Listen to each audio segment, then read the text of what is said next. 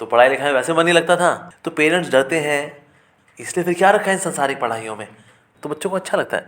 एक तुच्छ सेवक, रिस्पेक्ट करें अपोजिट जेंडर की, कि हमारा बच्चा पोंगा पंडित बन जाएगा, कृष्ण प्रेममयी राधा, राधा प्रेममयो। हरे कृष्णा। हरे कृष्ण। आज आपका सेशन था यूथ्स को लेके, तो हमें भी कुछ सवाल उसी से रिलेटेड हैं। काफ़ी सारे लोग होते हैं, वो लोग भक्ति करना चाहते हैं। अगर हम स्पेशली यूथ्स की बात करें तो काफ़ी सारे बच्चे हैं जो भक्ति करना चाहते हैं, वो घर पे माला भी करते हैं, लेकिन कहीं ना कहीं कुछ लोग होते हैं, कुछ लोग के पेरेंट्स उनको अलाउ नहीं करते हैं। तो हम आपसे ये जानना चाहते हैं कि सबसे पहली बात तो ये कि इसमें कोई गलत चीज़ नहीं है, फिर भी पेरेंट्स क्यों बच्चों को अलाउ नहीं कर रहे हैं, और दूसरा ये कि ऐसी विपरीत परिस्थिति में भक्ति करने का सही तरीका क्या है, पेरेंट्स को कैसे मना सकते हैं। अगर आप भी पेरेंट्स को कुछ बोलना चाहें तो काफ़ी हेल्पफुल होगा। देखिए, बच्चे कभी कभी ना भक्ति के नाम पे ना आलस को एंटरटेन करते हैं, यानी पढ़ाई लिखाई कमज़ोर कर दें, क्यों अब हम भक्त हो गए हैं, तो पढ़ाई लिखाई में वैसे मन नहीं लगता था, अब हमारे पास तो अब अच्छा बहाना भी है, देखो भक्ति कर रहे हैं ना हम, इसलिए फिर क्या रखा है इन संसारिक पढ़ाइयों में, है कि नहीं।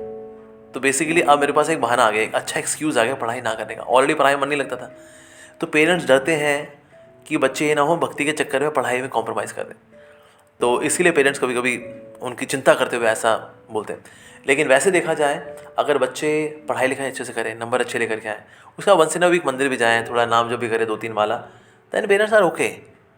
लेकिन अगर ये कुछ ज़्यादा करते हैं बच्चे ना, तो उससे डरते हैं माता पिता। तो इससे माता पिता की उस चिंता को रिस्पेक्ट देते हुए बच्चे अच्छे से पढ़ाई करें, और एक बार पढ़ाई पूरी हो जाए फिर जीवन में भक्ति करनी है, और क्या करना है। तो इसलिए उस वक्त उनके प्रेशर में यह देखिए माता पिता नकारात्मक है, ये देखिए कहीं ना कहीं उनकी चिंता हमारे करियर को लेकर के, तो इसलिए वो चाहते हैं और कुछ नहीं। फिर माता पिता के साथ ही मंदिर आएँ, दर्शन करें, भगवान के बारे में सुने, सवाल जवाब करें, परफेक्टली फाइन। और अगर आप पेरेंट्स को कुछ बताना चाहें तो। ओके, देखिए पेरेंट्स को भी मैं ये कहना चाहूँगा कि parents should not also be so fearful कि हमारा बच्चा पोंगा पंडित बन जाएगा, वंटा वंटा बजाएगा, वो ऐसा नहीं होता है एक्चुअली। लेकिन बच्चों को अच्छा लगता है, जब भक्ति करते हैं मन में शांति आती है, मन शांत होता है, और साथ साथ मन में फोकस बढ़ता है, और बच्चों की आदतें सुधरती हैं, तो बच्चों को अच्छा लगता है। तो इसलिए अगर कोई बच्चा अच्छी चीज़ की ओर अग्रसर हो रहा है, तो माता पिता को चाहिए कि उसको एनकरेज करें, उसको प्रोत्साहन दें। तो उसको ऐसे नहीं उसको डांट लगाएं, क्यों जा रहा मंदिर, तेरे को पंडित बनना है, तेरे को हाँ क्या करेगा तू, घंटा घंटा पीटेगा तू, हाँ। तो इस तरह से भी नहीं बोलना चाहिए बच्चों को। बोले बेटा देखो भक्ति करो, लेकिन साथ में पढ़ाई जरूर करो बेटा, और फर्स्ट थिंग पढ़ाई है, साथ में थोड़ा थोड़ा ये भी कर लो। तो ऐसे माता पिता अगर मैच्योर में जवाब देंगे बच्चों को, तो देन रिलेशनशिप बना रहेगा, पढ़ाई भी हो जाएगी, भक्ति भी हो जाएगी, सब हो जाएगा। और स्कूल्स और कॉलेजेस की भी ये रिस्पॉन्सिबिलिटी बनती है कि बच्चों को आध्यात्म के रास्ते पर ले जाएं।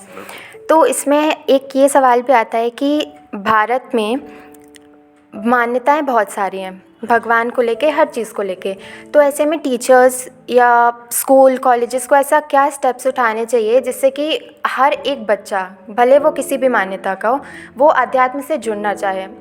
देखिए बच्चे अध्यात्म में जुड़े, वेरी इजी। भगवान का नाम लें, थोड़ा बहुत 5-10 मिनट भगवद गीता पढ़ लें, बाकी टाइम अच्छे से पढ़ाई करें, बेसिकली ये करना है बच्चों को। तो ये करेंगे then later on they will have more freedom to do bhakti, but currently they should focus on studies. खेलना कूदना भी ज़रूरी है, पर मोबाइल फ़ोन पे नहीं। बाहर तो अपने स्वास्थ्य का भी ध्यान रखें, अच्छा हेल्दी डाइट लें, और पढ़ाई अच्छे से करें, रिस्पेक्ट करें अपोजिट जेंडर की, लड़के लड़कियों की, लड़कियां लड़कों की, मोबाइल फ़ोन से दूर रहें, उसके मिसयूज़ से बचें। This how they can be successful. तो टीचर्स का भी कहीं ना कहीं बहुत बड़ा हाथ होता है इस चीज़ में, तो टीचर्स को भी अपने सिलेबस में कुछ ना कुछ वो लोग ऐड करा सकते हैं स्कूल। बिल्कुल करा सकते हैं। इनफैक्ट एक हमारे डिवोटी, उनका नाम है अजीत गोविंद प्रभु, तो वो इंजीनियर हैं, और उन्होंने पहली क्लास से लेकर के 8वीं क्लास तक के बच्चों के लिए नैतिक शिक्षा की बुक रिलीज की, उसको बोलते हैं वैल्यूज़ ऑफ लाइफ, और हिंदी में उसका नाम है नैतिक शिक्षा। वो अवेलेबल है, उनसे कांटेक्ट करें।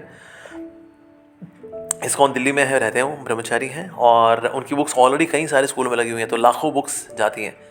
तो इन बुक्स को और प्रचार प्रसार करें तो बच्चे बड़े ग्राफिकली समझ सकते हैं, बिकॉज उन्होंने खुद कार्टून्स और स्केचेस डिज़ाइन किए हैं, पेंटिंग्स बनाई हैं बच्चों को ग्राफिकली शिक्षा देने के लिए बुक्स के माध्यम से। तो इन बुक्स को आप स्कूल्स में लगवा सकते हैं और नैतिक शिक्षा दे सकते हैं बच्चों को। और अभी एक छोटू सा रैपिड फायर करेंगे हम, आपको कुछ शब्द देंगे, आपको एक वर्ड या एक लाइन में कुछ उसका आंसर देना है। Prabhupada ji. The greatest ambassador of भक्ति। राधा। आदिशक्ति। कृष्ण। आदिशक्तिमान, आदि पुरुष। सक्सेस। सर पे नहीं चढ़नी चाहिए। तिलक। Declaration that we belong to God. Amogh Lila Prabhu ji. एक तुच्छ सेवक। और आपका कोई फेवरेट भजन होगा तो वो आप 2 लाइन सुनाना चाहेंगे? हाँ, रिसेंटली मेरा एक सॉन्ग मैंने रिलीज किया था, कृष्ण प्रेममयी राधा, राधा प्रेममयो हरि, जीवने निधने नित्यं राधा कृष्ण गतिर्मम, कृष्ण प्राणमयी राधा, राधा प्राणमयो हरि, जीवने निधने नित्यं राधा कृष्ण गतिर्मम। कृष्णा। एक लास्ट क्वेश्चन और। अभी जन्माष्टमी हुई थी तो उसमें बुक वितरण हुआ था, तो हम उसमें गए थे। तो वहाँ पे एक इंसान थे, उन्होंने ऐसा बोला था कि कृष्ण जी तो अर्जुन जी को फ्री में गीता बोल के गए थे, आप 200 250 रुपये क्यों ले रहे हैं? तो ऐसे में क्या आंसर देना चाहिए? सिंपल जवाब, कहाँ दी थी उनको भगवद गीता? कुरुक्षेत्र में।